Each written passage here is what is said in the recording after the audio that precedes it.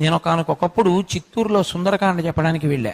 ప్రారంభం చేయి సుందరకాండ అని సుందరకాండ పారవశ్యంతో చెప్పుకోవడం మొదలుపెట్టాను ఒకప్పుడు చిత్తూరులో. మీరు నమ్మండి నమ్మకపోండి, అక్కడ ఒక యజ్ఞం జరుగుతోంది. ఒక 3 రోజుల తర్వాత యజ్ఞం ప్రారంభమైంది. ఇలా ఇలా ఉన్నటువంటి కిటికీ, అంటే ఏసీ ఎక్కువ ఎఫెక్ట్ అవ్వకూడదని అలా పెట్టారు వాళ్ళు. అందులోంచి ఏ ప్రాణి లోపలికి రాలేదు. నేను ఉపన్యాసానికి వెళ్ళి పారవస్యంతో చెప్తున్నాను రామాయణం.